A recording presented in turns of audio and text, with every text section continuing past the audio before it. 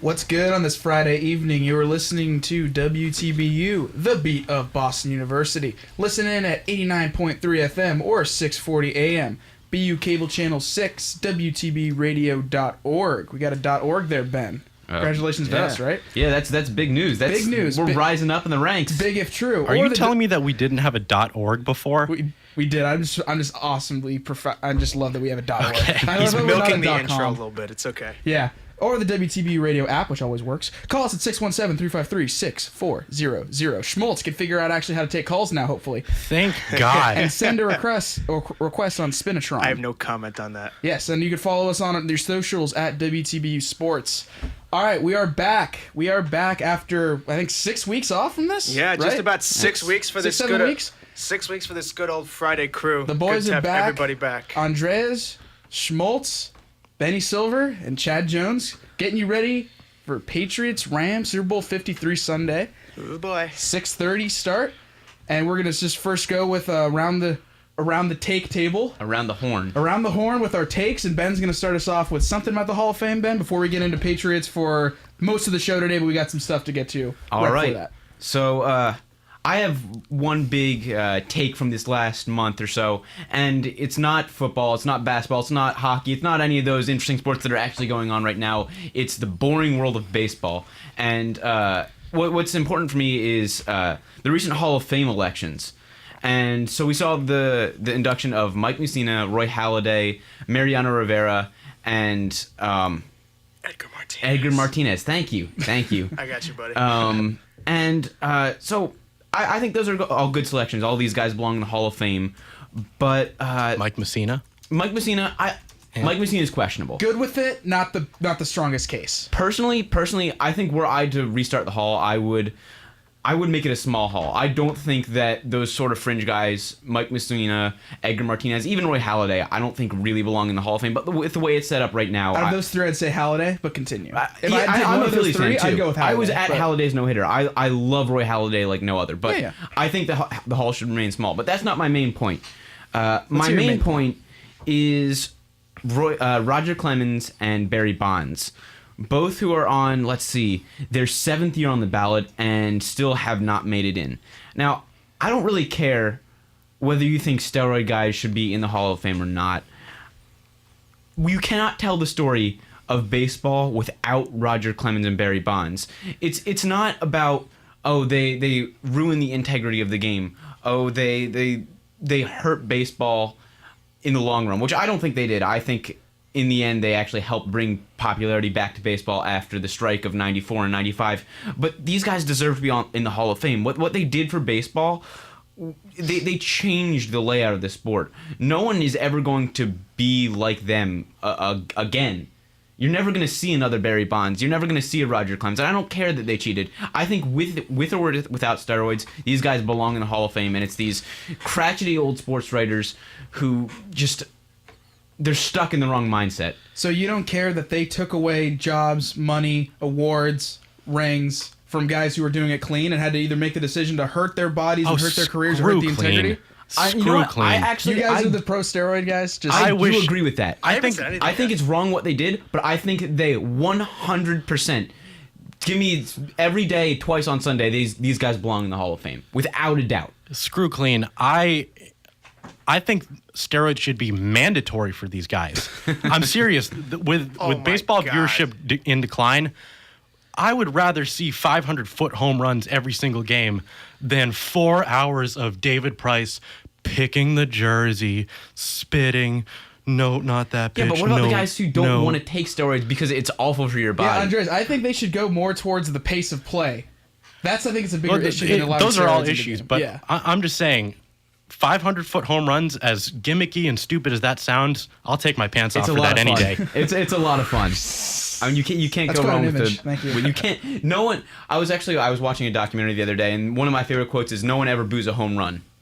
That's partially true, but I like the quote. Unless your name is Alex Rodriguez. Those Philly guys were booing Bonds pretty bad there when he was going for the record. I was a 7-year-old kid in the 300, 400 section of Citizens Bank Park booing Barry Bonds in 2006. Did you have that famous banner of the Philly scumbags with like the Bonds did it. Bonds did it with steroids and incentives, and Ruth did it on hot dogs and beer. Were you holding up that sign, little 7-year-old Benny Silver? I'm not gonna say yes or no on that, but I may have. You may have been there.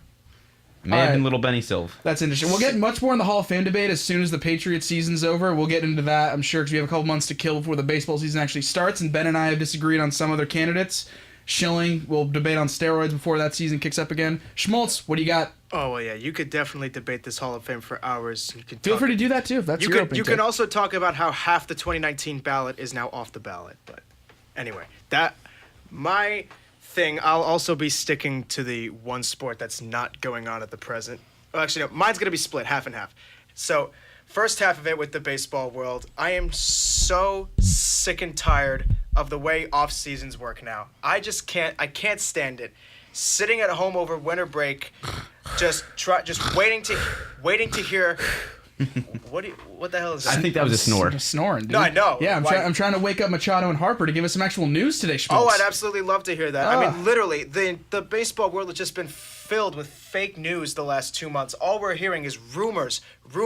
Manny's going to Chicago. Manny's going to Philly. Manny's going to New York. Now he's going to San Diego. Now the Cardinals want to talk to him. And then there's Bryce. Bryce might go to Philly. He might go to LA. The Nationals want him back. Oh my God. Just sign a contract already. I actually stayed up till 5 a.m. the other night because I saw on like some Vegas gambling Twitter, Bryce Harper prop bet. What a degenerate. You degenerate. Okay, I want to find. I'll find this tweet later just so I can actually read it. But it's Bryce Harper prop bets all taken off the board. Bryce Harper going to Philly announced tomorrow. This account has 20,000 followers and it broke LeBron, Durant, and Hayward all before they had their big move. So I stayed up till 5 a.m. I was looking at all these sources. I found someone who claimed to be on like ESPN who posted like the Sports Center preview for the next day that said Bryce Harper to Philly. I was getting all hyped. I was making Bryce Harper highlight videos, and obviously nothing happened. But God, I cannot stand the offseason. So the big rumors surrounding Bryce Harper is that he's the cover athlete for MLB The Show 19, the PlayStation video game. The lesser of the two baseball video games. What? Which one do you think is RBI baseball? No, I mean 2K. Oh, yeah. Dude, they don't exist anymore. It's a crying shame they stopped making 2K so much. They did? 2K Yeah, stopped not in since 2013. Yeah. I'm personally really out of the loop there. Personally, I think MLB Power Pros is the best game. We can argue about it, and I will win. I'm just saying. RBI Baseball 2005 on the GameCube. MVP Baseball. MVP. That's what you mean. RBI Baseball is awful. You mean I know what you're talking about. Yeah. Anyway, so I just lost my train of thought. Dang it. About the offseason sucking. No, I know. Oh yeah. So Bryce Harper's the cover athlete for MLB The Show 19, and the trailer for the game is going to be released on February 5th, and everybody's saying that we're going to find out where Bryce is signing in that trailer. No, we won't. Watch them just not put him in the promotional video. No, they will. No, he'll just be wearing a hat with no the team. whole point is that when they did like the photo shoot for the cover of the game, Bryce is just wearing like black and white. He's not wearing any uniform. So that black and white?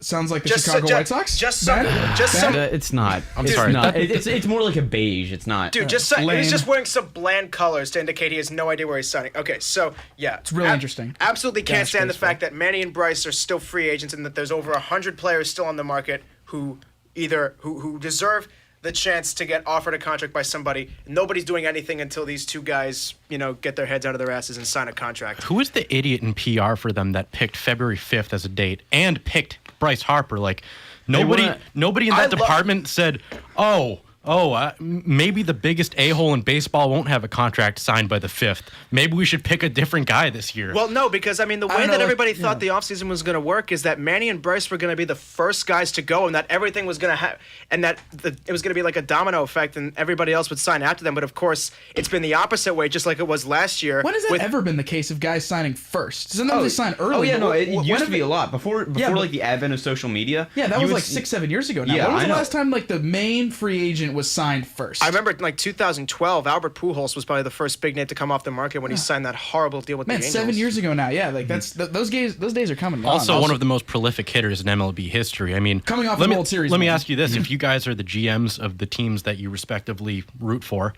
should you want either Manny Machado, Harper, or both? I want both, please. Really? Please, Mr. Contact. It depends. It all depends. I would give them however much money they wanted. For me, it's years. I don't care that these guys are 26. I know we've never had to see this happen with two guys this young in the game, but name me one 10-plus year contract in the history of this game that has ever turned out to be worth it. I know that those guys who signed it were all 28, 29 or older, but 10-year deals, whether it's for pitchers or position players, they're not risky.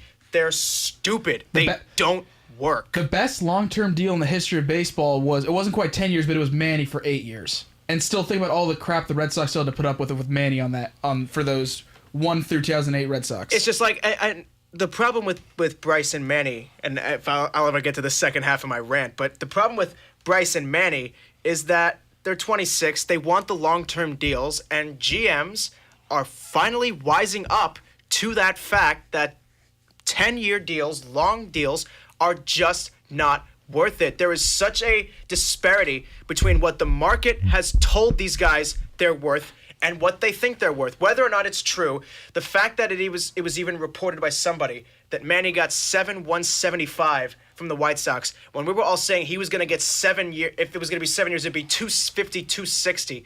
It makes no sense. I was thinking 300 or 400 million. I thought Bryce could command upwards of 450 million personally. Well, to be honest, sorry, 1 second, Chad. Yeah, sure. I just think that obviously in retrospect, Bryce would have never done this, but the baseball gods are just slapping him in the face with every day that goes by that he turned down a 10-year, $300 million contract offer from the Nationals. He's probably not going to get anywhere near that much money from whoever he signs for, and he sure as hell isn't getting 10 years from anybody else. Half that. Obviously, in retrospect, he thought he was going to get $100 million more. You can't blame him for saying no to that offer, but hindsight is a beautiful thing. And in hindsight, it just might be the dumbest decision he ever makes. But Schmaltz, also with your point of the contracts don't normally work out for the players, it also doesn't necessarily work out for the teams. A lot of times you look at these contracts that they end up with just teams that are just bad.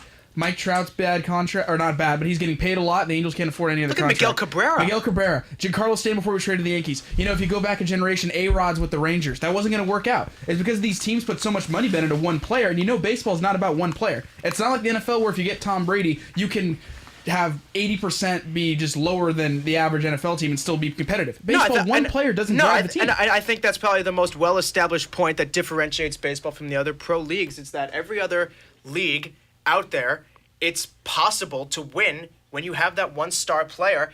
And as we see year after year with guys like Trout and Harper and other guys too, one player doesn't mean that much. And that's probably another reason. That's probably the main reason why nobody wants to give Manny and Bryce the 10 years, the $400 million.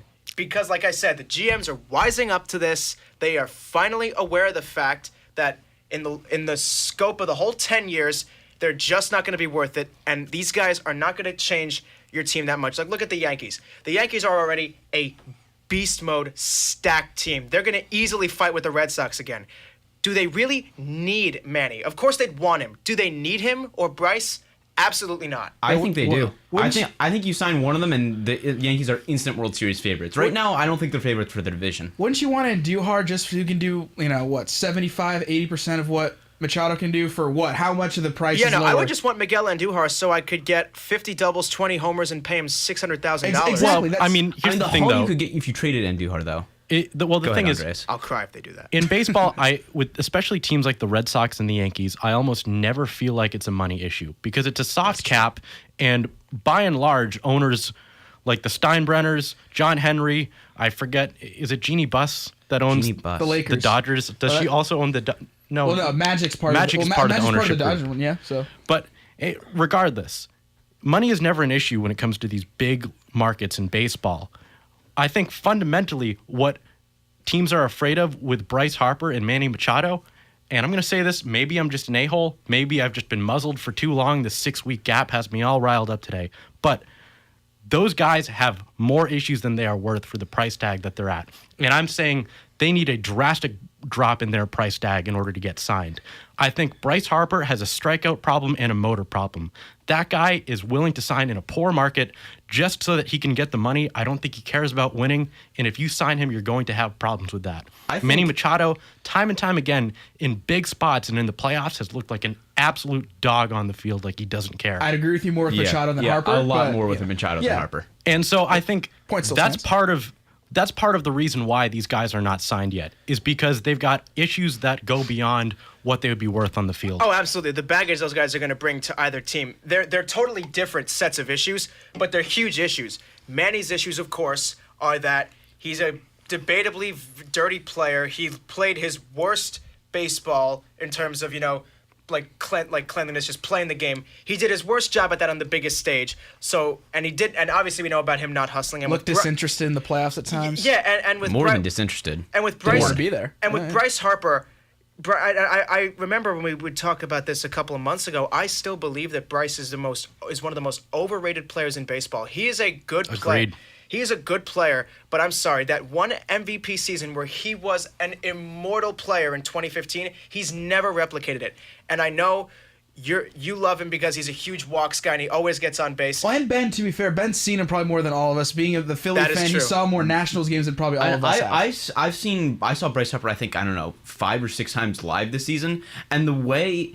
God, I'm going to sound like a scout from the 1960s, and I hate myself for this, but the way the ball pops off his bat... Give him the eye test. Oh, my God. Give him the eye test. Okay. You were like what a everything baseball cliche. anti-Billy Bean that exists. I know. I'm the biggest Moneyball guy you know.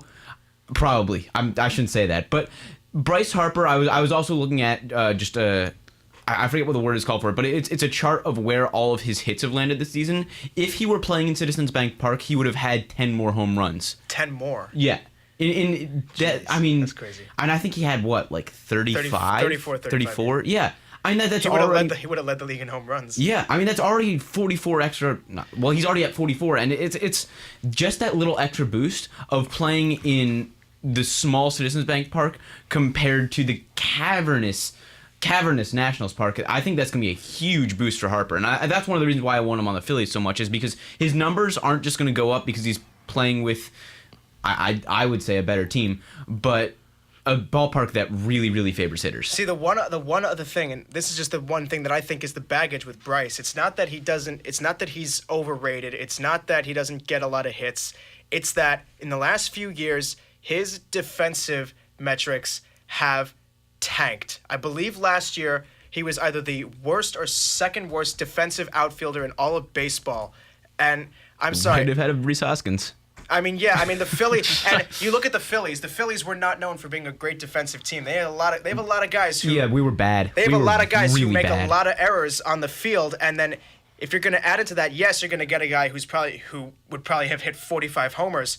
But do you really want to add one of baseball's worst defenders to one of baseball's worst defensive teams and be locked up with that style of play for a long time? And yes, I do. And here's why. Because we recently signed Andrew McCutchen, who will play left field. Bryce Harper isn't going to be playing center field anymore, which is where almost all of his defensive struggles came from. He's going to be in right field, which is a lot smaller in Citizens Bank Park, so that's already a boost. Plus, you're going to have McCutchen, who is a positive left field defender, replacing Hoskins, who I believe cost the Phillies 36 runs in left field throughout the year, who's now moving to first base, where Hoskins is a better fielder than Santana. Then you have Segura at shortstop, who I believe is a Gold Glove defender, and you also have Odubel Herrera, who had a really awful defensive year last year, but is a Gold Glove caliber defender and had one of the best defensive seasons of the past, 4 or 5 years in center field in 15 and Odubel 16. so perfectly sums up the Philadelphia Phillies of last year. You have a White minus- hot in the first half. He might as well not even shown up in the second half. Basically, what Warning you're saying, Ben, is there's a chance that you people will be mediocre this year. Yeah. Strafford has 85 wins, Ben. No, yeah, I think without Harper, the Phillies are an 85, 86 win team. I think with Harper, the Phillies are a 91, 92 win team. But does that win you the East? That's the big Yes, question. it does. Because none of these teams, all of these other teams are 88 win teams. The Mets are going to win 88 games. The Nationals are probably going to win 88, 87 games. I'd watch out for those Marlins. They look pretty dangerous. Hey, they signed Neil Walker. Oh my the God. immortal Oh Joe my Walker? God. World Oh my champs. goodness. As we clean up Ben crap. in the studio, Andres, I think you got a Kyrie Irving take. Yeah, we haven't done It's more than baseball just a too long. Kyrie Irving Oh, take. he's rolling up the sleeves. Here we go, James. Well, Buckle up. this season, no doubt, has been frustrating as a Celtic fan. They've underachieved across the board. It reached a boiling point for me Saturday night against the Warriors last week, and it has continued all through this week to turn into an absolute dog pile. So let me just take you through that period of time. On the Saturday night, they played the Warriors. It was a good game, which they lost. Well, They could have had a chance at the end to tie it had Marcus Smart not overrun a rebound. Messed up the rebound, though. That was wild. It happens. It was a close game, but it was a classic Kyrie Irving versus Steph Curry and KD matchup.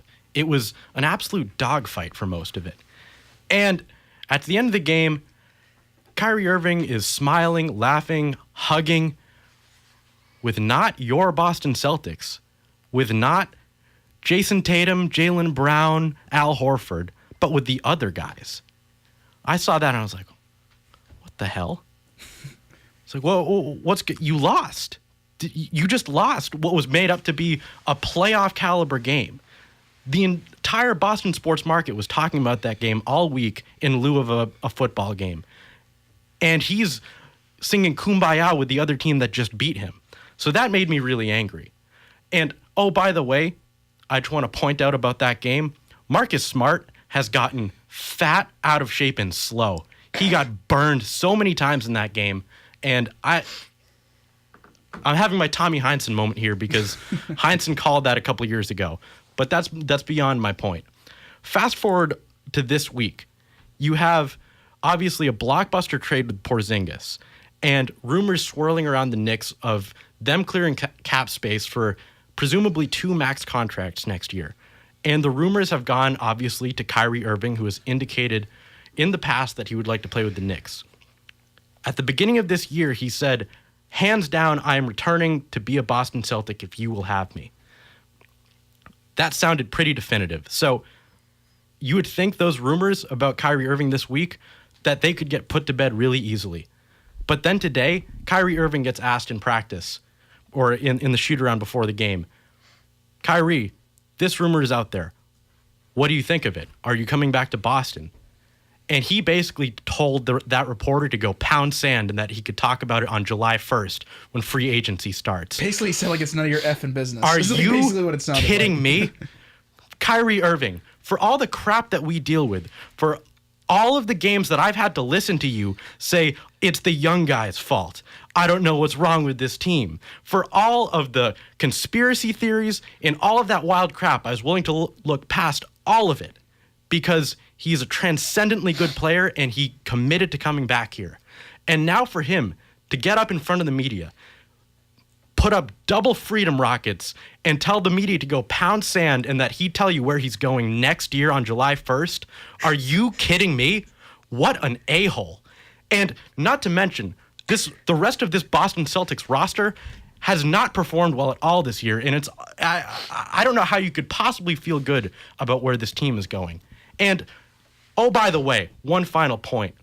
For years here in Boston, we've been talking about being ready for an Anthony Davis trade. And now you've got your hands cuffed and can't make an Anthony Davis trade, and the Lakers are probably going to get to him before you do, and you're probably going to lose Kyrie Irving. So this has just gone horrendously badly for the Celtics in this last couple weeks. Kyrie Irving's not going to the Knicks. I think he's doing this, Andres, just to annoy the people in the media. He's done stuff like this before where he wants to make it a little bit about himself when the game's not happening. He had to rest a few days after the Golden State game. He took off, what was the game? Wednesday against who'd they play? The Hornets. He just concocting this Malibu of just screwness with the media. All he wants to do is just distract them from what's going on with the court right now, and he's coming back. He's just doing this because he really wants to toy with the media, I think. He's just, like, he's kind of a quirky guy. I think he thinks he's smarter than he actually is. And he's coming back to the Celtics. He's just entertaining this to get the headlines out. I would not underestimate the fact that Kyrie Irving could walk at the end of this year, and you might have missed your window on getting Anthony Davis. And what does that leave you with? That leaves you with the Bridge Celtics of a couple years ago. That leaves you with Terry Rozier as your starting point guard, Jaylen Brown, who has kind of sucked this year, and you're basically hoping that Jason Tatum turns into something good because other than that, you have an aging Al Horford who probably will only play another couple of years, and Gordon Hayward, who hasn't turned into anything. I asked this earlier in the year. Can we start holding Gordon Hayward accountable for not being up to speed yet? Can we? It's fair. I asked, when is the point that we can do that? So are we at that point? You can criticize him, but I don't think it's quite fair to just totally just rip him apart. I mean, yeah. is he at least starting now? Because I remember a couple weeks ago when I was watching some Celtics games, he wasn't even starting. No, he's still on the bench. But Jaylen Brown is on the bench too. Is he really? I mean, at times it looks like he should be in the G League. For God's sake. I mean, that bad. He is slow. He can't shoot. He can't even make wide open shots. And it's getting to a point of like, how do they keep on giving this guy rotational minutes? I mean, he should be your third string. He's that bad. Yeah, I mean, I'm looking at his stats right now, especially compared to his season averages, and he's averaging 10.7 points per game, which in a vacuum doesn't seem that bad. What's his shooting now? He is shooting for total, it's 2-point or 3-point. Total. Where is this? Okay, 418. Which is his lowest of his career, including his rookie year. He definitely looks tentative. He doesn't really look confident a lot of times where he's trying to dribble, make decisions. He looks a little tentative still when he's shooting open threes. But I would still... We could criticize him for it, hold him accountable for his slumps, but we still just can't tune him out yet, because until the playoffs start, I think that'll be really tested. If he comes out and plays somewhat productive in the playoffs, then it changes everything. You can't write him off because you're paying him $30 million a year. It's also true. He's going to play. I want to correct something I just said. I said 418 is the lowest of his career. 2013-14, he shot 413. So, I mean, marginally lower, but at least he was averaging 16.7 points a game then. That was 16.2. probably volume. Yeah. Putting up like a bad definitely Jazz by volume. Team. Yeah.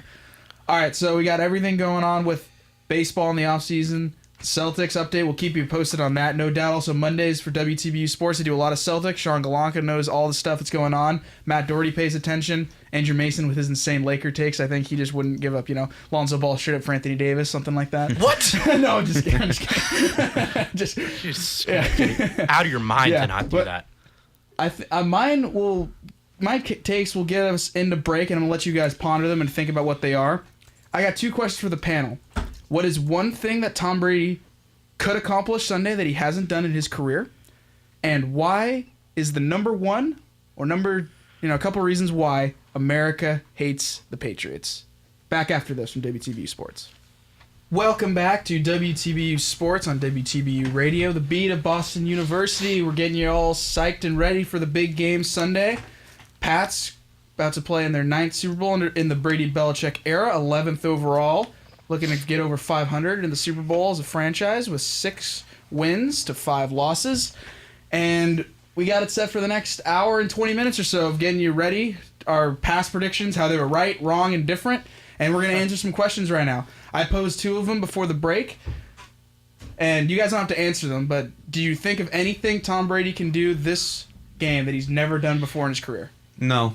I think he can win another Super Bowl, and I think that can add to his legend. But unless he returns a touchdown on a punt, okay, he's not gonna. That is not what I had in mind. Good guess though. I like the creativity. Has he ever caught a pass in a game? In a game, yes. I swear to God, if I see them try that again this year, I will lose my mind. He hurt his MCL doing that in Tennessee. That's done. I couldn't have been happier when he dropped it last Super Bowl. Oh my God, that was one of the best moments of my life. A little bit of a bad pass. Danny needs to hit him a little bit. No, that was a great pass. He just slipped right out of it. That was an unacceptable drop. That was a bad pass. It was a good pass. It was just not. Tom Brady sucks. He reached and hit him at the end of the fingertips. No, it hit him right in the head. No, it didn't. Oh, you gotta be joking. You're totally wrong on that. Andreas, what do you think he can accomplish Sunday? Is there anything that he hasn't done before that he can do? Has he ever won a Super Bowl and not been the MVP? Yes, he has. Okay. He won it in the third Super Bowl. Deion Branch won it with the reception. He had over 200 yards, I think, receiving. Okay, well, what I was getting at is he might win this Super Bowl and not play the biggest impact on the offense, because I think the running game could play a huge part of this game. Yeah, absolutely. Okay.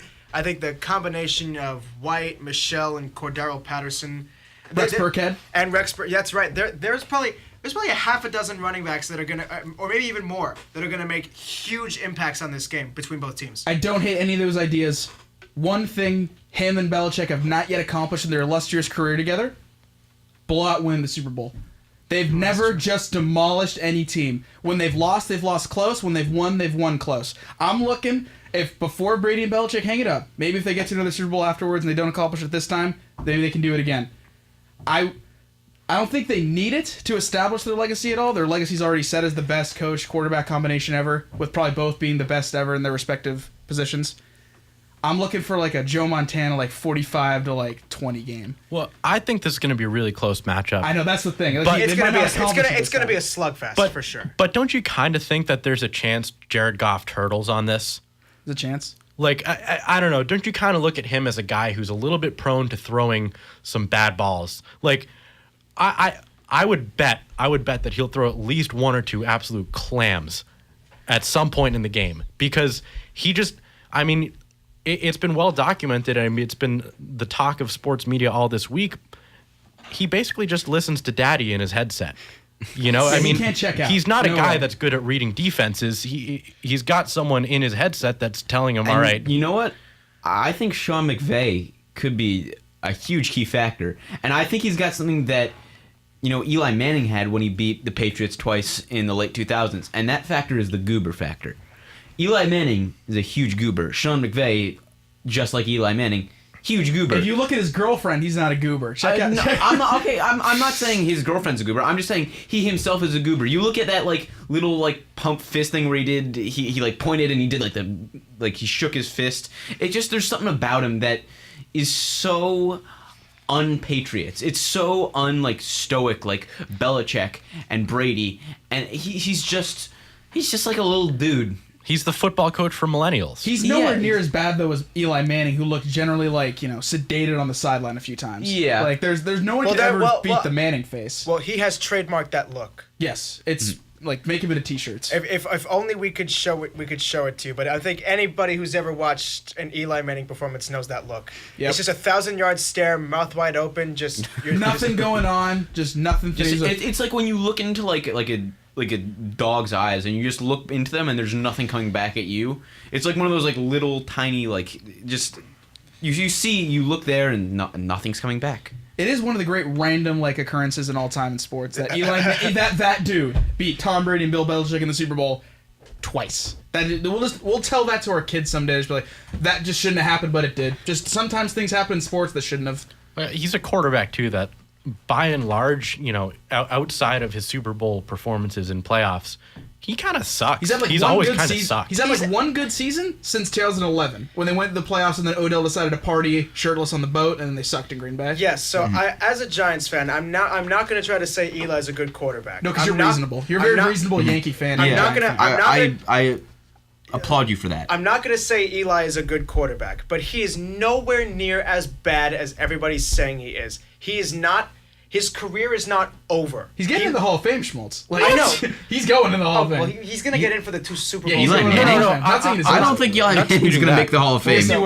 Yes, he will. His career is over. He's getting in the Hall of Fame. That guy he's not making the Hall of Fame. Oh my God. He won 2 Super Bowls, but he is not. He's a decent quarterback. You said the dumb writers. That's all they think about. Hold on. Time out. Quick question. Just on the topic of getting in with Super Bowls. I just want to ask a quick hypothetical. Do you guys think that if Nick Foles led the Eagles to another Super Bowl win this year, he'd get Hall of Fame contention? No.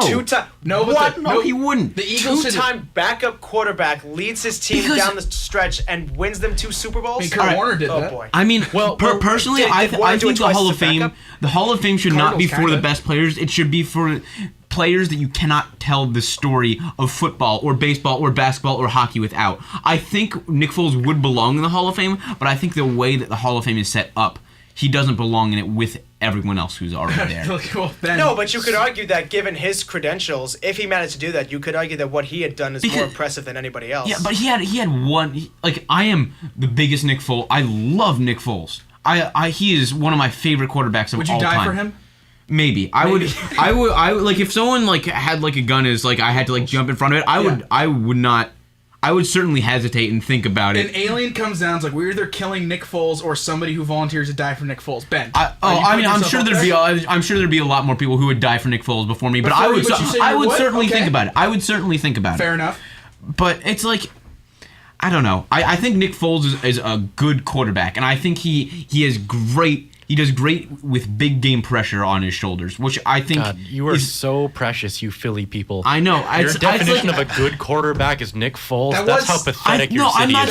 I'm not saying he's great. I'm saying he's a good quarterback. That was like the best. That was one of the best random postseason runs ever. He played better than either Eli Manning random playoff season. He against the best defense in the league last year, 38-7 against the Minnesota Vikings. I mean, oh my God! Oh, the Minnesota Vikings. They were 13-3 and had the best defense in the league. And then he put up like 43 against the Patriots.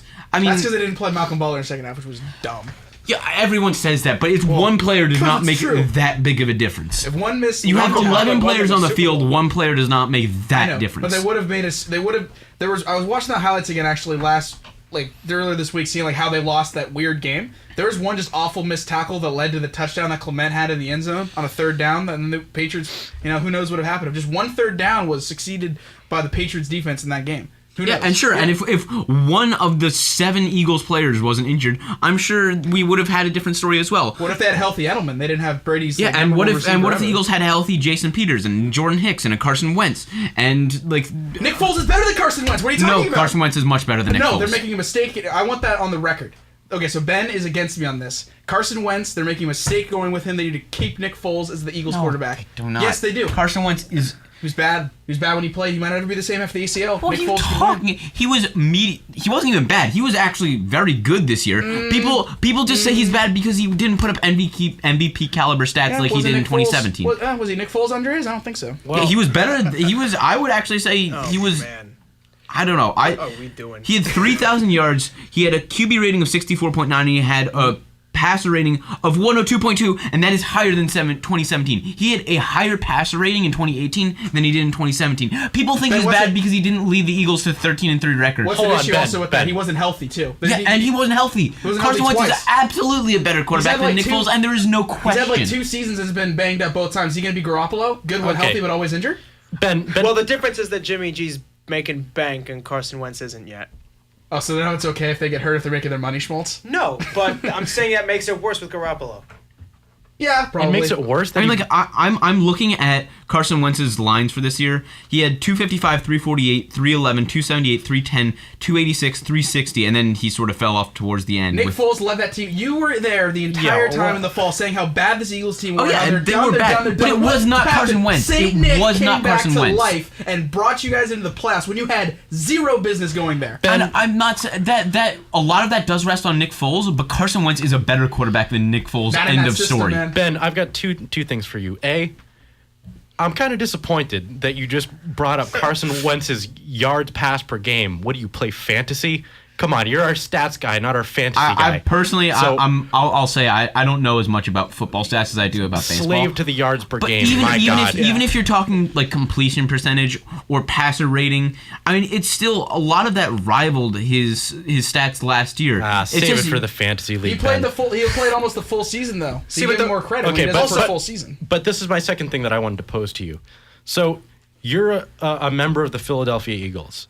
I'm a member. Just pretend for a second. Okay. You're the third string receiver. Wow. I'm not sure I deserve that, but let's go ahead. I like this story. I like where it's going. You're the slot cornerback, or I don't give a crap. You're someone on the Philadelphia Eagles, okay? And you were on the team where Saint Nick led you to a Super Bowl and outdueled the greatest player in the history of the NFL to bring you that Super Bowl. History of the world. Now you're looking at Carson Wentz, who, by and large, I don't even know if he's played half of the games over the last 2-3 seasons. He played 16, 13, 11. Okay. That's very good, actually. But he's never been healthy. Not good. He's never been healthy when it matters, which I'm not saying is his fault per se, but I'm just saying he's never been healthy when it matters. He's known for being an a-hole who doesn't listen. What are you talking about? Oh my God! That's widely known. No, okay. I know exactly what you're talking about because there was a report that came out. I don't know, maybe 2-3 weeks ago over winter break that was saying this within the next hour or two. I'd say probably half the team had tweeted out in defense of Carson Wentz saying this guy was a liar and a fraud. Everything that was in that article was blatantly untrue, and all the players made it known that that article was horse crap. All the players? All the players? all of the important players. Okay, Here's the so thing. now- At the we end of the don't day, care about your opinion in this. At the end of the I day, guess. you're in the locker room. Everybody around you is saying Carson Wentz is better than Nick Foles. One of those guys has won you a Super Bowl. The other one has thrown more than his fair share of clams in clutch moments. He's also Ben. What are you Ben, talking about? Ben, He was the MVP when he went down in 2017, and he was Of the regular great. season. Ben, and he- also, what about the system? What about the system? You were going to say that Nick Foles plays amazing in that system. I would say that Carson Wentz plays better. I'd say that Nick Foles isn't as mobile. He can throw a good deep ball that has arc on it. He throws a football like a rainbow. Carson Wentz can throw a bullet pass. Wouldn't you also say, though, that although it's not really it's for some reason it's not his fault that he hasn't made it to the playoffs, but Nick Foles did it for he was awesome for the 3 games last year, and he was pretty good, put them in a position to win both those tough games on the road this year that could have got them back to the NFC Championship game. Carson Wentz has not done that yet. People don't talk about the Falcons last year. And while I was a huge supporter of him then, and I still am a huge supporter of him now, he's not as great as people think he is. He won a Super Bowl, and yes, he played incredible in the Vikings game. He played incredible in the Super Bowl, and he played he played well for most of the Saints game. But in the Bears game he was good, and in the Falcons game he was kind of okay. That's a pretty good resume, though. You got 2 great games and in a couple good ones on the 2017. road. You'll take In that. 2017, he lost. He almost lost to a poor Raiders team. He was. I remember there was another game where he came on and just wasn't good. He played like one half against the Cowboys in 2017. He wasn't good. He is a good quarterback and he is good in big game moments, but he is in no world better than Carson Wentz. Ben, answer me this question, and I really just want the first thing that comes to mind for this, just right off the cuff. Carson Wentz doesn't get injured before that Super Bowl. He starts instead of Nick Foles. Do you still win? Yes. Yes. So you're Yes. confident Carson Wentz is a good playoff quarterback? 100%. Okay, because we don't know that. I think the myth. Just mind you that yet. Yeah. mind you that in his 11 starts this season, as compared to 2017, the Eagles were 11-2 in his 13 starts in 2017. They were 5-6 in his 11 starts this year. I mean, despite the fact that he had his best completion percentage and best passer rating, the team was significantly worse. I would say Wentz this year. I wouldn't say significantly worse. I would say they collapsed in the late game. You look at a lot of these losses. You look at the loss against the Titans. You look at the loss against the Vikings. You look at the loss against the Panthers and the Cowboys as well. These losses are all games where they collapsed at the end of the game, and I wouldn't put that on Carson Wentz's shoulders. I would put that on the defense. He could have completed the comeback then when the team collapsed. Yes, he could have completed that comeback, but those losses aren't on Wentz's shoulders. Those losses are on the Eagles' shoulders for not fighting to the last man. I remember there was a game where the Eagles were up 17-0. But that includes Carson Wentz. If those losses go on the shoulders of the team, then it's also the team led by Carson Wentz. I understand that it's led by Carson Wentz, but if you watch Carson Wentz and Nick Foles as much as I have, Nick Foles is clearly the inferior Listen, to Carson Wentz. Not I'm in not that telling you- system, man. I'm not in that system he comes up when they really need it. I'm not even telling you that in the system Foles is better than Wentz necessarily. I think Wentz has a much higher ceiling than Foles, and Foles tends to have a lower floor than Wentz. Agreed, That's just yes. my outside observation. But what I am saying is that the team led by Carson Wentz tends to win less than the team led by Nick Foles. And I'm not You telling can say that for this year, but not for every other time. But They won the Super Bowl when he got injured, though. We have never seen a Carson Wentz-led Eagles team win a playoff game. Yeah. And I'm sorry. And you'll see it and Nick next year. Foles has never gotten a fair shot. You know, Exactly. People this is- haven't seen Carson Wentz in the playoffs, which is why they're so quick to dismiss here's him. the No, I'm thing. saying Nick Foles has never gotten a fair shot in Philly. Yes, he has. He got a fair shot in 2013 and 14, except he got injured in 2014, and they had to bring in Mark Sanchez. Which was before he won a Super Bowl for you people. And And before, then- and before the Carson Wentz. And also, now getting off the Eagles, before we take a break and get back for Super Bowl coverage for the next hour, the Eagles better hope that Wentz is really good next year. He will be. Okay, so you're confident in it. Some Eagles fans probably aren't as confident as you, because I know there's a Nick Foles, Carson Wentz camp. Maybe more so with Wentz, but they're still there. If he comes back and Carson Wentz is less than an MVP form or less than what he was before he tore his ACL, Yeah, there's gonna be riots. there's gonna be riots, but he won't be. Issue. Okay. I can guarantee you, because a healthy Carson Wentz is the best quarterback in the league, and I will stand by that. We will see. We're talking about Hold the on. actual best quarterback in the league. Don't go to break Yeah. yet. We've been bad hosts here. We actually have a new person with us in studio today. Her name is Chloe, and she's also from Philly. And Chloe, I want to know what you think. Foles or Wentz, who'd you pick as your starting quarterback right now? Foles. Am I close enough? Wow, you're there we good. go. I'm Foles. disappointed in you. Foles. I'm disappointed. That's all I He's get. That's all I disappointed have in to the dude say. who won a Super Bowl for your scumbag city, Ben. I love Nick Foles. Well, he is one of my doesn't sound favorite like players it. of all time, but Carson Wentz is clearly the better quarterback. We've heard enough from the stupider person from Philly in the room. Chloe, what do you like God. about Nick Foles? Oh, you're putting me on the spot. Yeah, I am. I'm being very. Well, I hate guess to do just that the to one you, thing but I'm thinking about Carson Wentz is that he's always injured. And I just feel like if he's someone that's prone to injury, then it's just going to keep happening. I mean, I wouldn't. He has 2 injuries in his career. He's played 3 years. That's not a good ratio. Tom Brady's had 1 injury in like 19 seasons. He's missed. Okay, one sec. Off the top of my, he has missed 8 games, and I'm not happy with it. It's not good, but it's not. I wouldn't say he's injury prone. If he gets injured again next year, then yes, he's injury prone. But he does not have that. I don't think he should have that injury prone tag yet. And honestly, no one outside of Philly knows about this. But I'm also curious on your opinion on this, Chloe. What do you think of Nate Sudfeld? Because I really like Nate Sudfeld. Oh my God. People have not given him a the fair first chance. time he Do the came on, third he, string quarterback he on just your own time. bombed. He was horrible. Well, he hasn't gotten a fair chance yet. Nick Foles hasn't got a fair chance. Yeah. Holes. What are we talking about? I'm saying as a third string quarterback, as a backup to Carson Wentz, and not only do I like Nate Sudfeld, but the staff of the Eagles really like Nate Sudfeld as well. They compare him to Nick Foles, and not only does he throw like Not Nick Carson Foles, Wentz. he looks like Nick Foles as well, which I just think is really weird. But he does look almost exactly like Nick Foles. All Great. right. This is going to be a great semester. We've got Ben talking about something named Nate what? Sudfeld. Nate Nate Sudfeld. Sudfeld. My Something God. named Nate. All right, Still be good. bum from the We'll get practice it back. squad. We got an hour to go, giving you all what the media people are saying that's dishonest about Tom and the Patriots. Predictions. Ben's gonna explain why we're he hates persecuted. why he hates Tom. Andres will go over if they actually deserve to have the underdog tag. Schmaltz will talk again why Tom Brady's better than Eli Manning. Chloe will talk about the Patriots backup quarterback with Ben after this, and then I will defend Tom Brady's honor like always. Schmaltz going to break WTBU we'll radio after this. See you back soon. Sucks. You can call us at 617-353-6400 if you got any Patriots-Rams takes.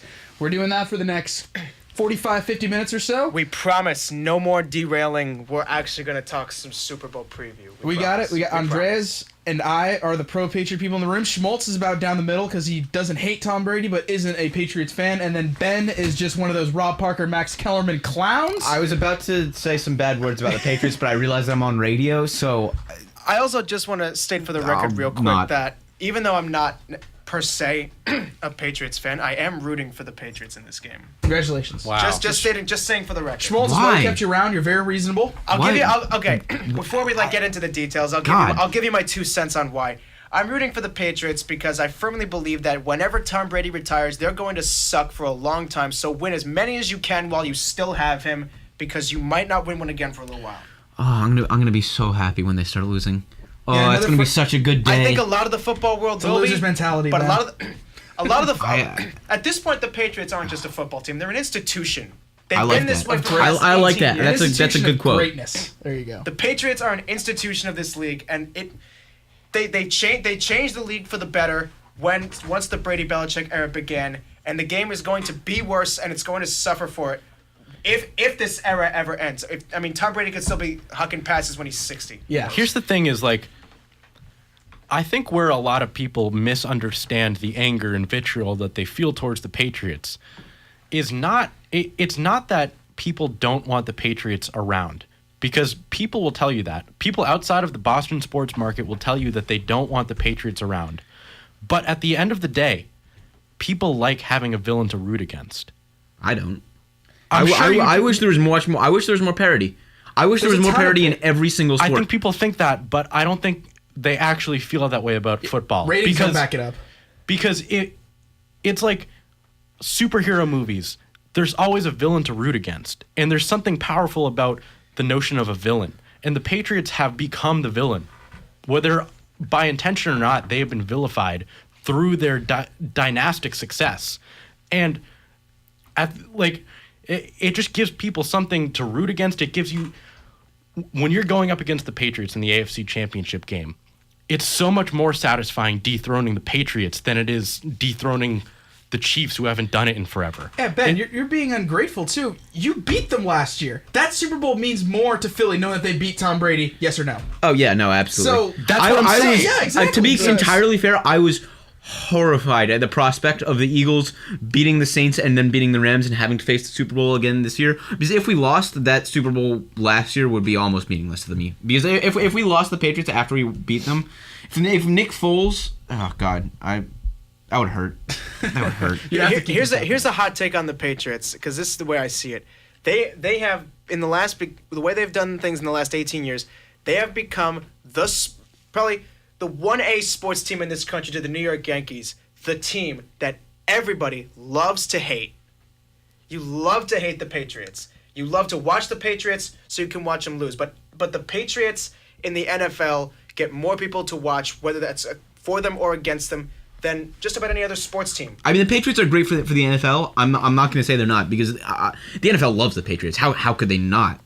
But I don't enjoy having them be there. I would much rather root for two scrappy underdogs going against each other, because I'm much happier when one of them wins. If the Patriots win, I'm depressed for the next week, because I hate the big guy winning. But you're one of the guys who beat them. You shouldn't hate them as much. Oh, I don't hate them nearly as much as I used to, but I still just I still loathe them. It's like you're talking about criminals, Ben. I am. But that's how it feels to me. Yeah, whenever the Patriots or the Yankees or the Warriors or the Celtics or, I don't know, any of the Penguins, Capitals, Rangers, Islanders, any of those 8 hockey teams do well, it puts a bad taste in my mouth until they lose.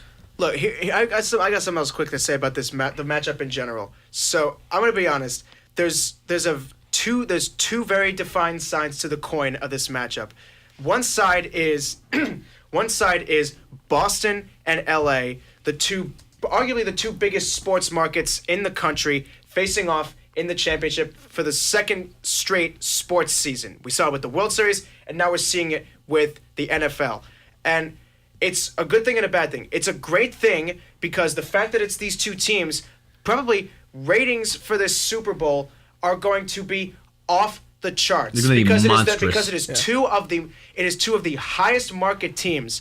On the flip side of that, it's the fact that yes, it's these two huge market teams, and deep down, I'm sure a lot of people would love to see some other team representing the AFC. And probably not a not LA team and a not Boston team in the Super Bowl. There's probably a huge divide of people who think that Patriots-Rams is hugely great for the NFL, but it also just further diminishes the other teams that in this league that are just as good that just never get that chance because the Patriots just don't stop winning. Yeah, this year on Radio Row, I think people wanted to see the Chiefs this year. I think there's definitely some Patriot fatigue this year, especially for the people like Ben who wanted to see some either them lose or wanted to see another team in here. I'm so sad about the Chiefs. And you could not see it with Andy Reid at the helm. Because Andy Reid. Yeah, Ben, you know that better than anybody right now. Poor dude. I'm trying to think. He has 5 championship games with the Eagles, and he won one of them only to lose to the Patriots in the Super Bowl. And then now he's lost his first championship game with the Chiefs, and I'm sure there'll be many more to come.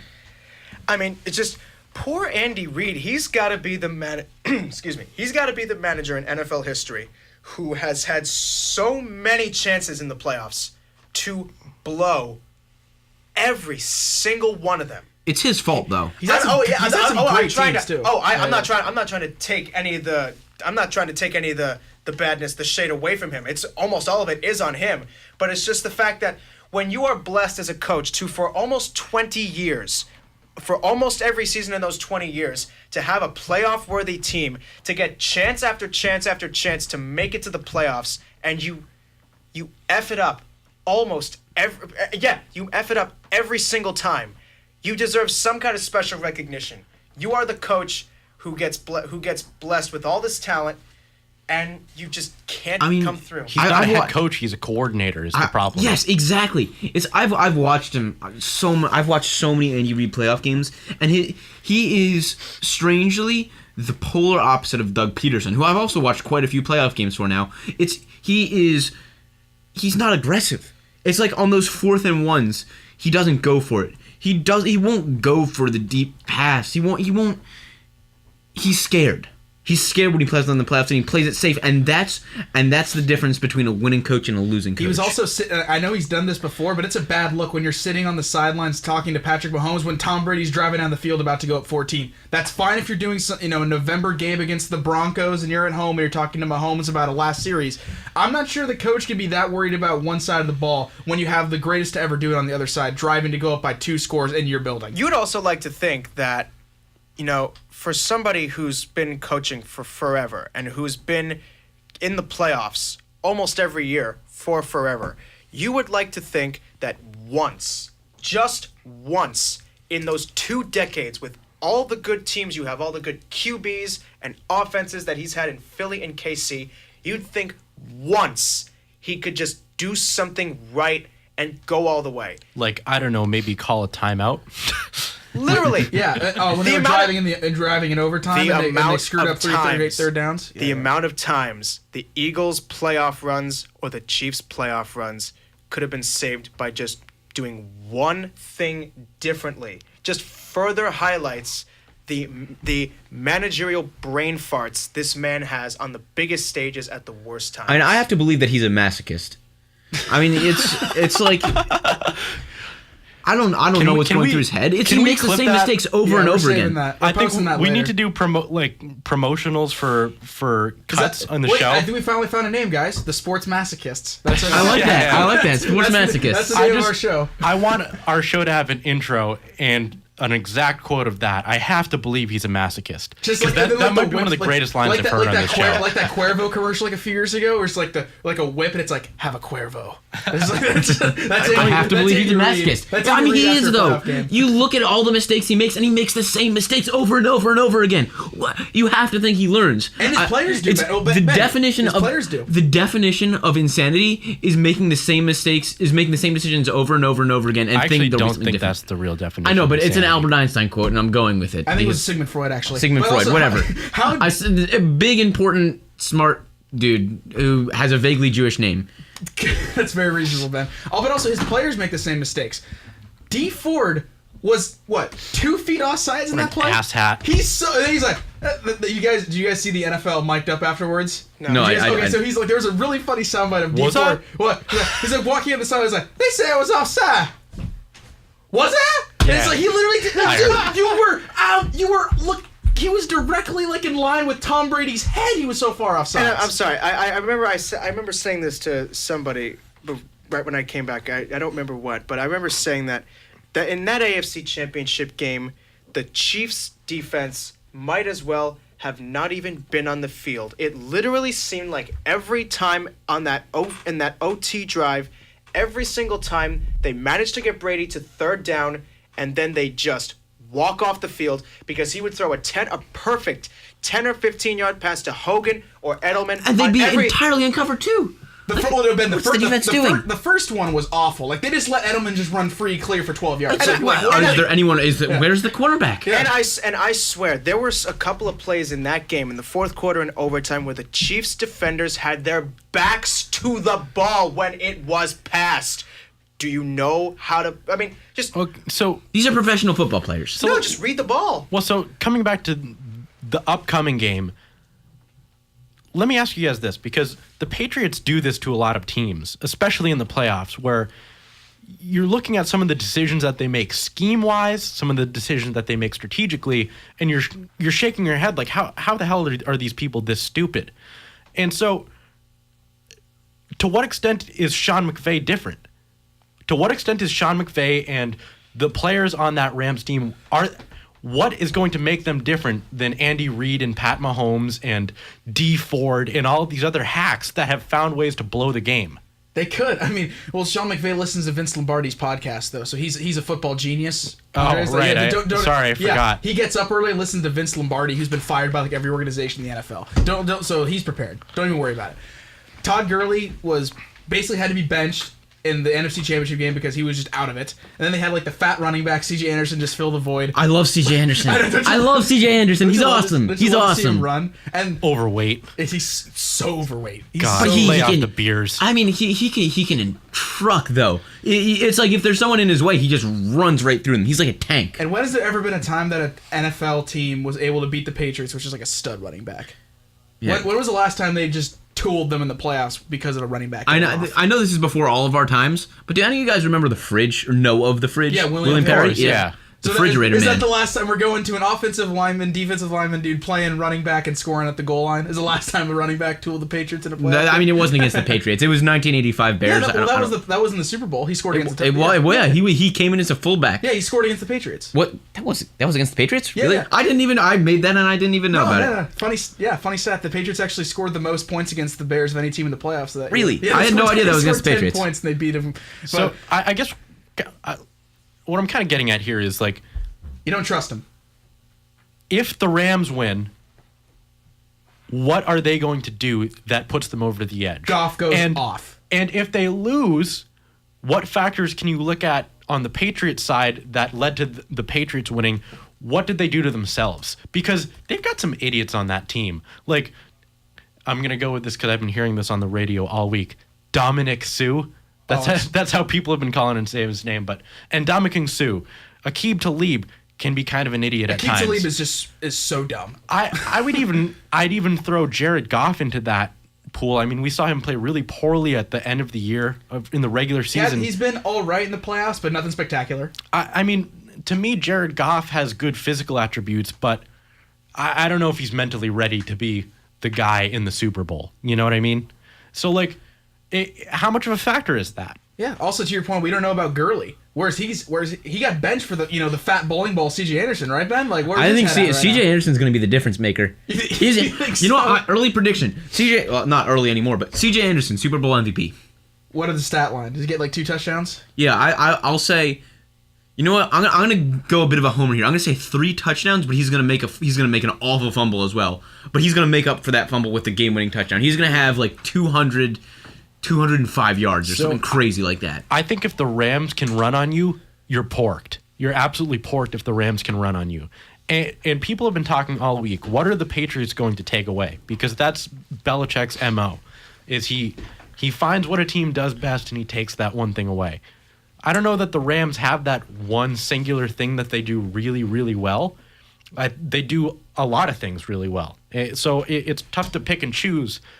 But I would rather take away the run and let Goff try to beat you in the air than let them run all over you and take away Goff. Because I think Goff is prone to throwing a clam. The problem is that the Rams have such a great team of receivers and tight ends that Goff doesn't have to be perfect. Those receivers can do a lot for you. Yeah, you could put Gilmore on Woods and take away Woods, and then have McCourty or another corner on, or J.C. Jackson on Brandon Cooks and have safety help over the top with them. So then you have just Gilmore, your best corner, take away pretty much a receiver, and then you can have help with Cooks all day. Do you think the Pats should play more man or zone in this game?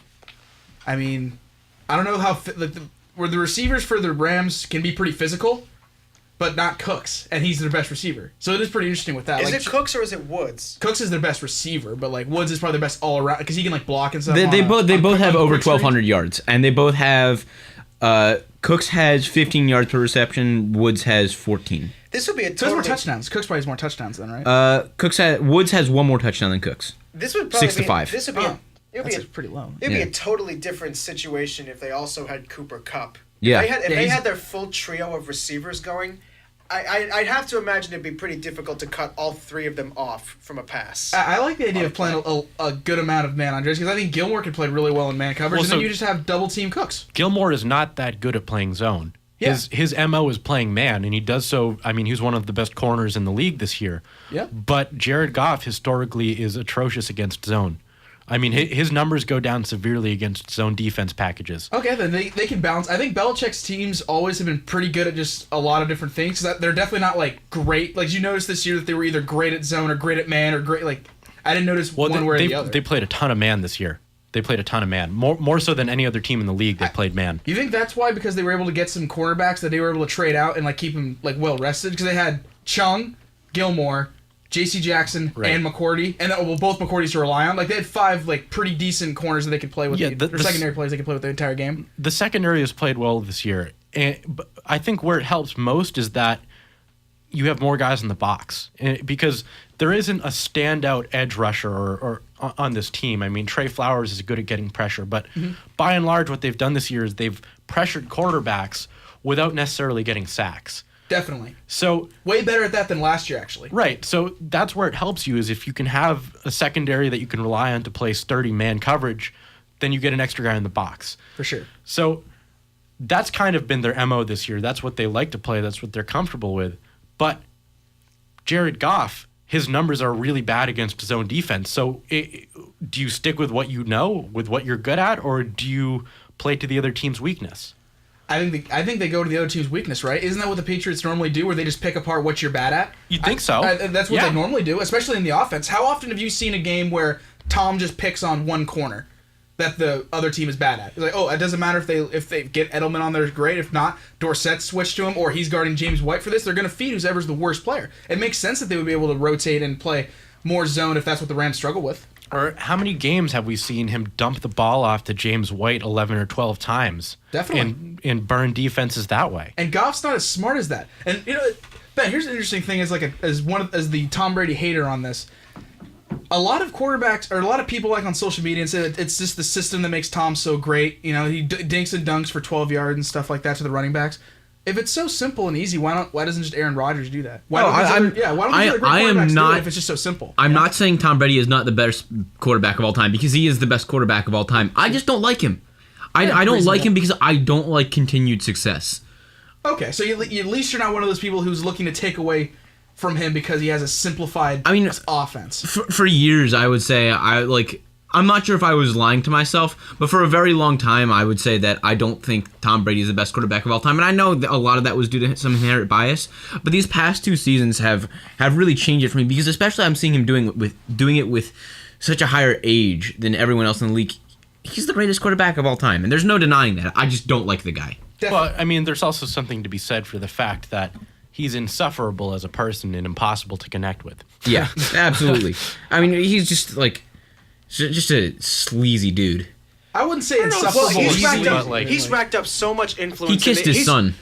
A lot of people kiss their son. No, but he kissed his son. Well, do you know why? He was growing up with just in that type of environment. Also, it's a little weird. Well, Giselle's also in that thing too. Okay, yeah. Are you trying to say he Frenched his son? Yeah, a little bit. Yeah, no, but he did. I mean, there's a video of it. Yeah. Tom Brady Frenched his son. I will show you this video right now. He kissed his son on the lips. Have you seen the Tom versus Time thing last year? Is it like a peck, or is it? No, it's a kiss. It was kind of a longer kiss, but I mean, that's just an affectionate thing. Like, do you think what are you inferring on that, Ben? I'm not inferring anything. Okay. I'm just saying he's a little bit of a sleazy, weird dude. Okay, so guys, call Alex Reimer, because there's another person in the room that has a hot Tom Brady with his kid take. I would suspend you for 5 months. What are you saying, Ben? I'm not like. All right, hold on. Lovey-dovey aside, Ben just emasculated Tom Brady, national hero. All I was just trying to get across while we're talking about Brady as a person is that he has gained so much influence in the entire organization between him and Kraft.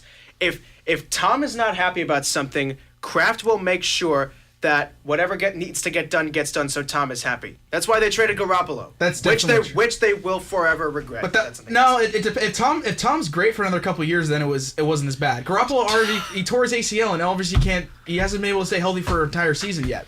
I'm sorry, but I know we've just been disturbed by that video. Yeah, it's bad, right? Well, it's pretty bad. I don't know if it's bad. It's weird. I mean, Tom Brady's getting massaged, and then the kid comes over him to kiss him. But was a little to be fair, Brady is not the one that kissed the kid. The kid kissed Brady. That's so who's true. at fault there? That's true. That's a very good point. But it doesn't take the weirdness away from the situation. Okay, I'm not saying he's like a pedophile or anything like that. I'm just That's Well, good. thank God. Let's get that out. We got Alex Reamer calling Brady's kid an annoying little pissant, and Ben Silver. I remember that. I forgot. I will defend calling Brady a agree. pedophile. So Jesus. I never said he was a pedophile. I said Alex, if I'm you're not listening, calling him a defend pedophile. him. I'm just saying there's something a little weird about that. For that to be going on, it's especially in being videoed. Why is it being videoed? It's because it's Giselle, dude. She lived in a everybody listening, can we please change the bleeping Yeah, subject? Ben, this is your fault. Also, we have Everything's my fault. No, that's not true. But we have talked about this more than enough. yeah. Fair. Yeah. Fair. All right, Let's get back to football. Yeah, we're getting back to the game. Dun, dun, So dun, the dun. Tom obviously gets a lot of criticism throughout the league nationally. With some of it's somewhat fair, and then some of it's just completely ridiculous. Some of it's just people jealous of the fact that the man is 41, still playing incredibly well, and still contending for championships every single year. A lot of it has to be, yes, some of it is definitely deserved criticism. But some of it, I'm not going to lie, some of it, to me, as somebody who's not a diehard football fan, some of it just comes across as straight up jealousy. Like, there's teams out there who try to contend every year and they just get beat by Tom Brady. They're just pissed off that somehow, some way, Brady, Belichick, and the Patriots are always better than you. It's like Globo Gym. They're better than you, and they know it. Absolutely. Sign up now. Going into our Great last movie. break, we'll go over again NFL talk going into the Super Bowl, and then again media members on Tom, the Patriots, the Rams, and much more. Maybe Last retirement rumors. Maybe with Gronk and Brady. Potentially X's and O's. A little bit of Essentially, nitty gritty. I got something to talk about with Gritty. score Did I predictions hear when gritty? we come back. So stay tuned Let's for go. that one. Last break for WTVU Sports. Right after this. Somebody sucks. I had a little bit of an idea for our last little segment to wrap this up. So, gonna give a quick shout out to our fellow WTBU star Brady Gardner for putting in work, boys. posting his article previewing the Super Bowl. He polled about a dozen of us guys here and girls here at WTBU to ask for their Super Bowl Did scores. any of you participate? I'm I did. offended that I was not asked to Yeah, I wasn't participate in asked this. either. Yeah, no, So- I was not. Oh my gosh, a 1 for 4? All right, so Wow. I'm not trying to throw shade at Brady for asking No, certain people. he grinds. This is good stuff. So he does grind. So we're just gonna go around the table and I'm gonna list off some of these scores and I want to hear everybody on a scale of 1 to 10 the likelihood that this will be the final score. Disclaimer: these are all realistic scores. These are all English. I was hoping Andrew These said are something all like 70-0 Rams. No, or something. these are all realistic scores. So we're just gonna go down some of the names on this list. So Brady was convenient enough to match a name to each person's prediction. So All right, let's go. We'll start off with one of our heads of WTVU Sports, Mr. Matt Doherty, predicting a 34-32 victory for the Patriots. Let's go. So- Scale of 1 to 10, how likely can we see a 34-32 Patriots win on Sunday? That's about an 8. That's pretty rare, though. 8? That's about an 8, but that's pretty rare that there's a field goal just win or lose right there. So you're saying that the Tom drives him down, kicks a field goal for the win? I am not saying this. My prediction was totally different. That's Matt Yeah, Doherty's it prediction. seems like that's what Matt's 34-32 thinking. Patriots. What do we think? Based on the Patriots having a history of playing really close games, I think that score would be equally likely for both sides, Patriots and Rams, to win by that margin. I'd also give that around an 8. All right, Ben, what do you think? I mean, I think it's a fine score. I don't think it's overly ambitious. I think it's like a 7 or an 8. I don't think. Yeah, I'll give it a 7. Okay, let's go next pick. One of our fellow Friday show crew members, the lovely Ms. Alexandra Evans, predicting a 42-38 win for the Rams. Well, that's Hold in the on. over. 1 to 10, Hold what on, do we you're think? telling me Alexander, who isn't even here right now, got invited to participate in the poll, and none of the rest of us did? Yeah, what the heck, I have Brady? no comments at this time. I'm offended. I'm tweeting at Brady after this. Whenever I'm not Brady- angry. I'm disappointed. Slide into his DMs. Whenever Brady does decide to come back, he hasn't been to too many shows, but the next one he does come to, if he picks a Friday. Oh, we're talking about it when he comes back. Oh, yeah, we're if- roasting him. Oh, over Brady, Chestnut, Brady, for if you're sure. listening for your own Run good, I him out might of pick a town. Monday show. Andreas Okay, wants sorry. to fight you. What was the score again? Alexandra Evans says 42-38 Rams. 1 to 10, how likely can we see a 42-38 Rams win? I'd say like a slightly lower because that's just a lot of offense. I'll say a 7 as opposed to an 8, Okay. but pretty good one. Still saying that's a pretty feasible I like the feasible over though. score. That's big on the over. All right, what are we thinking? Yeah, I think that's what's What are the points supposed to be? What's the point? The spread's like 56. I can actually pull up. I think it's like hold up 55, 56, something like that. Mid 50s. Okay. So if that's we mid will find 50s, out. then we're Yeah, so that's hitting the over big time. Yeah. So I'm if gonna side with the under and side with Vegas on this one and say the likelihood of them scoring that many points pretty low. I'm gonna give that a 4. 4. Okay, Ben, what do you think? I think I'm actually going to go with a 7 again for that. I think it's going to be a real shootout, just like last year. We're going to see 2 great performances by 2 great quarterbacks, and it'll go right down to the end.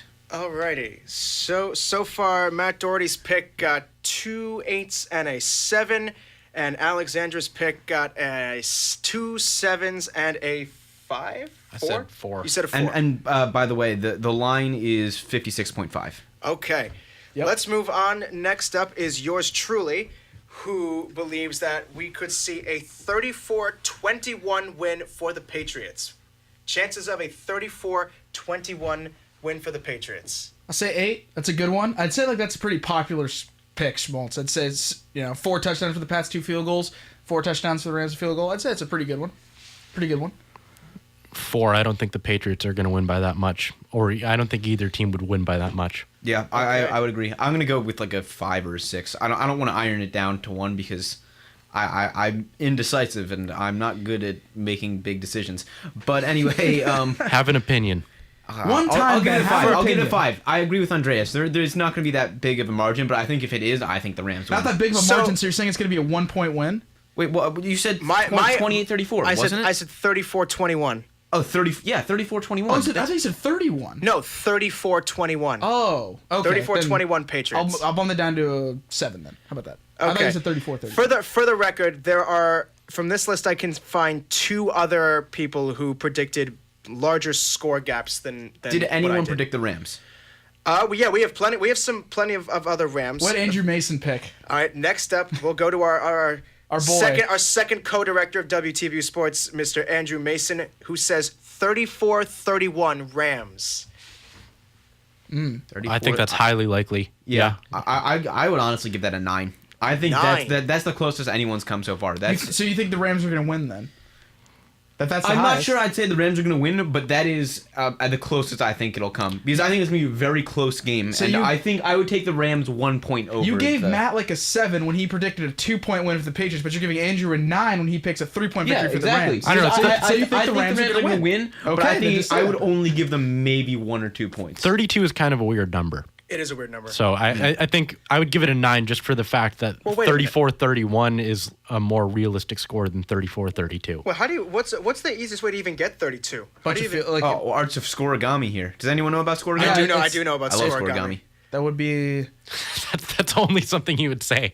I love No, scoregami. no, it's a thing where like No, I some- believe it's a thing, but some- like out of anyone on this, I mean, Ben, It makes sense. you're So definitely the guy some- to say that. Look up Scoregami, one of my favorite videos out some there. guy made a chart of every single possible scoring outcome for a football game and like how some of them are That's, forever destined to be unfilled. what is that? Oh, it's at 28 points and then 2 field goals? No, that's 4 touchdowns and 2 safeties. Really? That's that's pretty. That'd be pretty That's a hard. very- to that's a- 32, 34 No, is there's kinda- got to be a much easier way to get 32. I mean, Oh, I was thinking of 34. Yeah, that's easy. 34 is definitely easier to get than 32. 32. Yes, there is. You can. Well, All right, All right, I got we'll it. put some We'll great figure this minds out. right 2 here. Great minds. touchdowns, 2 field goals, another touchdown, So 3 touchdowns. And 2 Another- field you'd goals. need a couple of touchdowns. you with need 2-point 3 and conversions. 3, and then 3 and 3, and then a safety or some combination of 2-point conversions. Oh, that's tough. Okay, doable. We're not going to spend the rest of our last few minutes here doing I math. will remove my 9 from that. I'll give it like a 7 because 32 isn't happening. Okay, now let's move on to our next I pick. think that was another one. This one by the GOAT, Greg Levinsky, who has the lowest total amount of points for the game. I Greg want to picked hear like your a thoughts on 9 this. to 12. No, not that low. Everybody predicted a decent amount of points, but Greg was the lowest. He predicts 28 to 14 Patriots, just 42 total points in the game. Is not happening. I'd give that like a 3. There's no chance you get 28. I think it'd be 14. tough for the Pats to hold the Rams to only 14 points. Neither of those defenses are good enough to do that, and I don't think either team is going to win by more than a score. So I'm going to give that like a 2. Alrighty, so next up, let's move to the largest gap in scores with the predictions.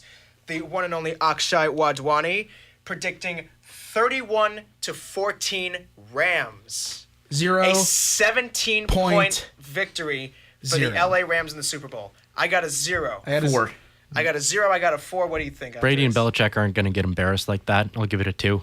I think there's a bigger chance that the Patriots get blown out than the Rams, but it's still not happening. That's alrighty. Now let's move on. Now this is one of our lower, not lowest, but lower score predictions, and this is the closest prediction by one of our fellow members here from the radio who does the Monday show, Mr. Brian Lombardo. 24-23 Rams. He's predicting a 1-point win, 47 total points, a 1-point win for the LA Rams. 9. 9 from Benny Silver. I think the close game. I think you think the Rams are really going to win this game? Well, I think it's gonna. Because the thing is, if I really thought the Rams were gonna win that game, I would give it a 10. But I'm not sure they are. I think it's just gonna be a game separated by less than, say, 5 points. I'm gonna give that a 5. I think it's realistic to think it'll be that close of a game, but I think both, if not both teams will score 30 points. I'd say about like a 4. I don't see like a complete last-second touchdown or game-winning field goal. Okay, so with that in mind, we'll wrap these up. Brady, by the way, picked he predicts that the Patriots will win 31-21. Brady says 31-21. 6.9 in honor of Rob Gronkowski. Oh boy. Okay. All right. Well, I'll give it a 6. You guys know what we have to do now. I think it's pretty obvious. Exactly. Predictions. Exactly. Yep. I was going to segue right into this. Shout out to Brady. Excellent article. Shout out to everybody whose predictions we used here on the show tonight. But now, of course, the 3 guys who didn't get the chance to give him their predictions. Let's hear it, guys. Predictions for tonight. I think this comes with the caveat of you can't just say a number. I want to hear a compelling reason why you feel the way that you do. It also comes with the caveat that I need a second to figure out my compelling reason. So Ben or Chad, you can go first. Right. Ben, want to kick us off? You want me to do it? 38-35 Rams. Why? I think there is going to be. It's going to be a shootout. Just like last year, we're going to see a lot of scoring. We're not going to see. I think we're going to see some interesting defense, perhaps not so great defense. I think I'm almost hesitant to say which of these teams will win, because I could see it being 38-35 Patriots or 38-35 Rams. I think it's going to come down to the final drive. I think one of these teams is going to be rolling down the field, and there's either going to be some sort of strip sack or interception, or a field goal or a touchdown to win it. All right, that's reasonable, I'd say. I'm going to go 38-31 Patriots, so hit the over and then some. I think Tom is really prepared for this game. Belichick and Brady got 2 weeks to prepare. They've seen Wade Phillips before. I know Tom has struggled against Wade Phillips in his career with 2 losses against the Broncos in Denver, but it's a much better Patriot team. It's a much better offensive line. They got Skarnecchia back. As long as they can compare and have David Andrews and the guards protect Tom Brady with getting rid of Aaron Donald and Ndamukong Suh coming up the middle, I think Tom's going to have a clean pocket. He's totally fine with outside edge rushers. The Rams get their strength from guarding up the middle. Their centers are playing awesome. The guards have played awesome. Tom's going to have time in the pocket. He's going to have a really good game throwing, and they're going to create holes for James White, Michelle, Burkhead to run through. So you actually think that the Pats' offensive line will be able to shut down some of those just lethal weapons on the Rams' defense? Not shut them down, but they won't game wreck like the Super Bowl 42 or Super Bowl 46 for the Giants. Okay. There's a better offensive line. But certainly not least, Andreas. Let's hear it. Hold on. You also have to... Well, I mean, you technically did make a prediction, but I want to hear your reasoning. I want to hear your reasoning before I go. So I said 34-21 because it's kind of just a combination of things we've been talking about all night. I just think the combination of the fact that Brady, Belichick, they've been here time and time again. They know how to score points in a Super Bowl. And I think, although we didn't always think it, New England now has so many weapons to use on offense. They've got White, Michelle, Patterson, Burkhead, Edelman, Hogan. They've got countless weapons to use. Their defense has been performing solid enough while the offense has been backing them up. And I agree with what you've been saying all night about Jared Goff. I think he's a great young QB, but this is his first Super Bowl. And I think when you're going up against the most legendary duo of coaching QB, I just think the Rams are certainly going to put some effort in, but it's not going to be enough. I think the Patriots are going to win by decently sizable margin. That's why I went 34-21. First time then Brady and Belichick win by more than one score. Okay. Okay, Schmaltz got our history. All right. So let me preface this by saying I have tried really hard to be able to pick the Rams because the Rams have, in my opinion, more firepower.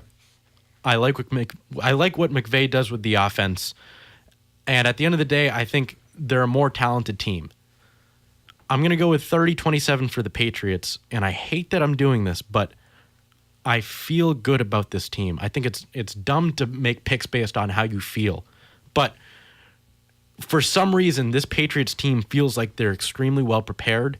It seems like they're confident, poised, not overly cocky, but it seems like they're playing with a chip on their shoulder. Like they're trying to redeem something from last year.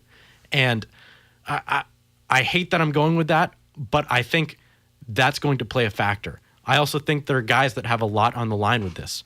Brady and Belichick both have legacy points to gain here. Gronk might be his last roundup. And same goes for McCourty, apparently. But I really like the experience that this team is bringing to the table. And at the end of the day, I think what the Super Bowl will come down to is Goff is going to throw a clam in a big spot. I just think he reeks of it. He's going to throw a clam in a big spot. And I'd look for some sort of special teams mistake or some other type of turnover that'll really influence the game. And I think that's what it'll come down to is turnovers. All right, guys, before we end up, one final thing. Super Bowl MVP that's not one of the quarterbacks. Most likely to go. Andres, we'll start and we'll wrap around. Should have been him last year, or 2 years ago, but James White. Love James White. Great one. Schmaltz. I'm going to stick with a running back, but I'm going to pick Sony Michel. He had an unbelievable performance in the AFC Championship, and I think that rookie's gonna come through again. I'm going Sony Michel. Good one. I'm going opposite side of the ball. C.J. Anderson, the little big man. He's gonna be a tank. He's gonna run right through that Patriots line, and I'm seeing 2 touchdowns from him. Love it. All right, Gronk was mentioned that they were added some plays for him in this. Gronk throws for a touchdown in the Super Bowl and catches another one. He wins MVP. Oh, and on that note, ladies and gentlemen, we thank you so much for listening to us here on WTBU Sports on this Friday evening. You will see the Monday crew back 6 p.m. on Monday, and you'll see us in 1 week's time at 6 p.m. next Friday. Thank you so much for listening. Have a oh-so-pleasant evening and a wonderful weekend.